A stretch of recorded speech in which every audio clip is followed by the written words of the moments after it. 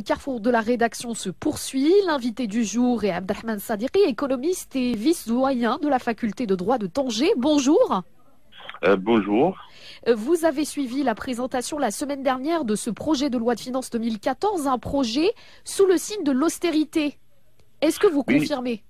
oui, vous l'avez bien dit, l'austérité, je rajouterai même que le projet actuel, donc, il essaye de répondre à un certain nombre de recommandations, surtout de la part des institutions du Bretton Woods, et on parle plus particulièrement le Fonds monétaire international. Et il essaye aussi de répondre à un certain nombre de recommandations de lobbying interne, surtout le CGEM et d'autres.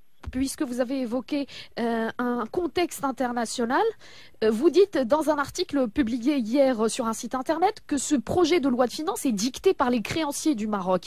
Comment le FMI et la Banque mondiale ont-ils orienté, on va dire, l'élaboration de ce texte? Plutôt, on va dire, donner un certain nombre de recommandations qu'on pourrait sentir en analysant l'ensemble des rubriques de ce projet de loi de finances.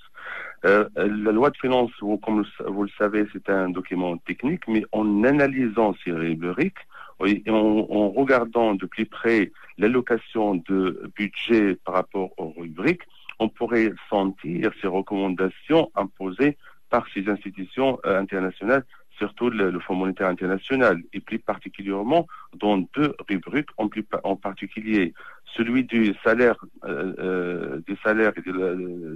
et des employés de la fonction publique, qui a été réduit à 17 925 postes seulement, alors qu'il était l'année dernière de plus de 24 290, et celui de fonctionnement des services publics, qu'il a connu une toute petite augmentation de 2,5%, qui ne justifie même pas l'accroissement naturel de la population marocaine.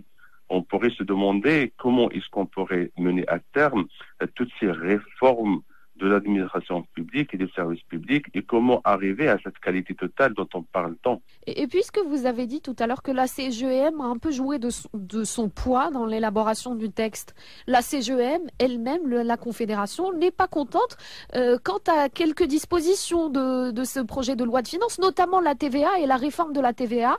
Les patrons se disent lésés et disent qu'ils vont perdre beaucoup d'argent dans cette réforme. Ils vont récupérer une partie de cet argent de la TVA, mais pas toute la part. Et là, ils ne sont pas contents. Mais le gouvernement a répondu en partie à quelques recommandations de CGEM. D'où ce que j'ai dit tout à l'heure concernant la situation d'un certain nombre de lobbying internes. Je ne parle pas que de la CGEM, mais je parle aussi de bandes agricoles. Parce que, comme vous le savez, le monde agricole est exonéré des impôts jusqu'à aujourd'hui. Il le sera à partir de la loi de finances prochaine, mais pas tout le secteur agricole. Il y aura encore des exceptions. Et là aussi, on a essayé de répondre à un certain nombre de lobbying internes. Et puis, le gouvernement s'attend à ce que ses propres revenus reculent. Pourquoi les impôts, par exemple, de 2014 rapporteraient moins qu'en 2013? Voilà. Si vous regardez un peu bien le document comptable, et côté recettes, là, on a l'ensemble des recettes qui proviennent d'où? Ils proviennent des impôts directs, des impôts indirects, des droits de douane, droits d'enregistrement, et ainsi de suite. Et si vous regardez la conjoncture économique de notre pays tout le long de 2013, vous allez remarquer qu'il y a un recul du secteur non agricole, ça veut dire le secteur qui est imposable, puisque malgré les bonnes performances de l'agriculture en 2013, malheureusement, ce secteur ne contribue pas aux recettes de l'État. Il contribue certes à l'accroissement et à l'employabilité, mais il ne contribue pas à augmenter les recettes de l'État. Les recettes de l'État proviennent des impôts imposés aussi bien sur les services non agricoles et aussi comme taxes indirectes par l'ensemble TVA, etc. Et si vous remarquez et regardez les statistiques du Haut Commissariat au Plan, vous allez remarquer que la demande interne a baissé de 2,5%. Et bien, cette demande, dans la demande globale au pays, s'est répercutée par les recettes de l'État et on a vu ce recul des recettes d'État de 3,5% par rapport à 2013. C'est tout à fait normal. Vous avez parlé des revenus de l'État qui baissaient et les dépenses de l'État qui augmentent. Oui, côté recette, il y a une diminution de 3,5 par rapport à l'année dernière, mais côté dépenses, là, on a une petite augmentation, mais je parle bien d'une petite augmentation de 2,51%. Eh bien, pourquoi je dis petite? Parce que cette augmentation répond à l'accroissement démographique normal d'une population marocaine qui augmente de 2 à 2,5% par an. Si on prend en considération aussi l'inflation qui est de l'ordre de 2 à 2,5%, si on prend en considération aussi le côté qualitatif en rapport avec ce bien-être de la société marocaine, on s'attendait à ce que cette augmentation soit davantage que de 2,51%.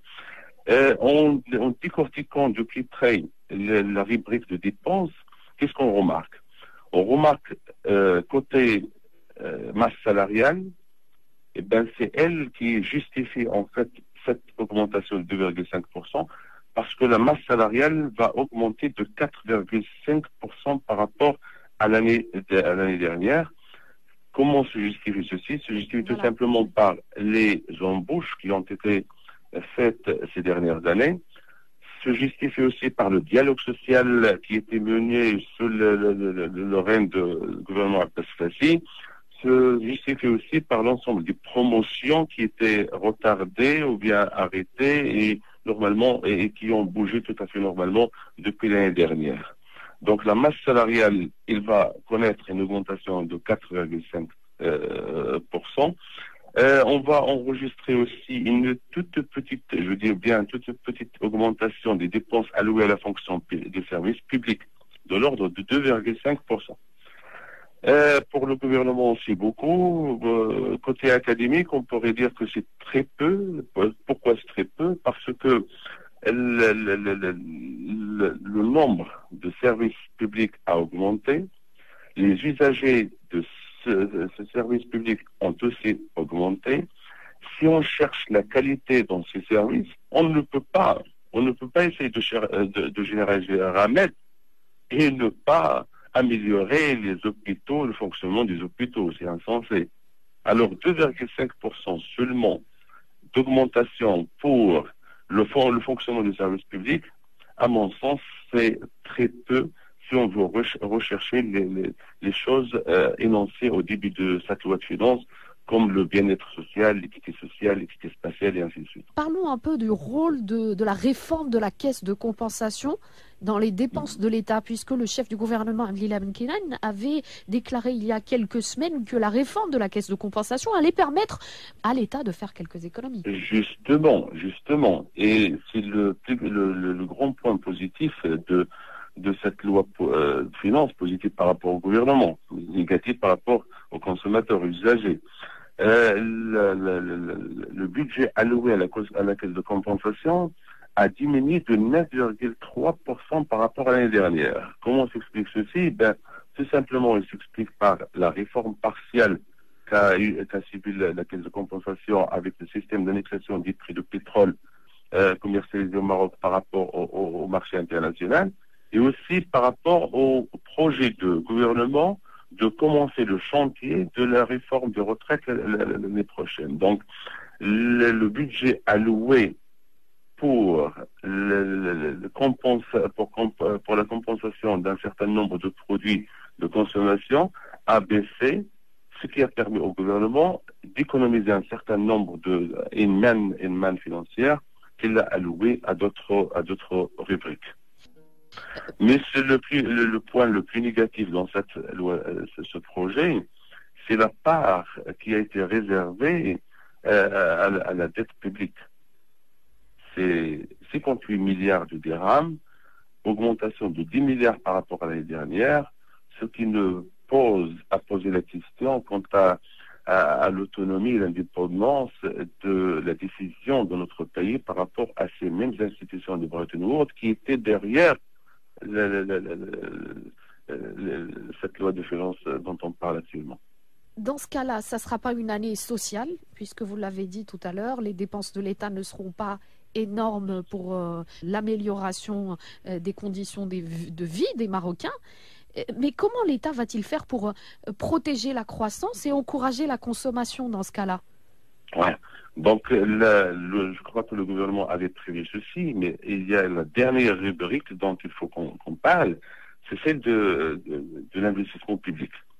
Alors, l'investissement public est de l'ordre de 50 milliards. Qu'est-ce que l'investissement public? C'est l'ensemble des investissements faits par des organes appartenant à l'État ou aux communautés territoriales. Ces investissements contribuent bien sûr à créer des emplois, à distribuer des salaires et ils contribuent à augmenter la demande des entreprises auprès d'autres entreprises. Autrement dit, ils contribuent à augmenter la demande interne. Et en augmentant la demande interne, on augmente bien sûr la production et ça se répartit sur les salaires et ainsi de suite. Donc, c'est un côté très positif dans cette loi de finances. Pour répondre à votre question, si c'est une année sociale, il ne le sera pas, mais il pourra l'être indirectement grâce à cet ensemble de dispositifs dont on parle côté investissement et côté TVA et côté impôts et côté tel, qui vont améliorer les recettes d'État et qui par la suite pourraient intervenir vraiment socialement. Et je crains qu'il y ait un côté politique dont on ne veut pas parler, ça veut dire on veut laisser comme on dit, la cerise sur le gâteau à l'année 2015, c'est là où il y aura les élections et on aurait une loi de finances un peu meilleure et un peu plus sociale que celle-ci, en espérant que le peuple ait cette mémoire courte dont on parle. Malheureusement, si vous voulez une petite conclusion concernant cette loi de finances, je dirais que malheureusement, cette loi de finances, je dirais bien malheureusement, ce projet est un projet tout à fait ordinaire qui répond aux contraintes conjoncturelles et il n'essaye pas de répondre aux problèmes structurels du pays et il ne répond pas à cette démarche qu'on a commencée depuis l'arrivée de Sa Majesté le Roi en 1999 pour bâtir ce Maroc moderne avec de ces grands projets structurants, aussi bien côté social, côté économique et ainsi de suite. Le présent projet de loi de finances répond à une conjoncture et il ne répond pas aux problèmes structurels du Maroc. Monsieur Abdelrahmane Sadeghi, économiste et vice-doyen de la faculté de droit de Tanger, je vous remercie. Merci infiniment.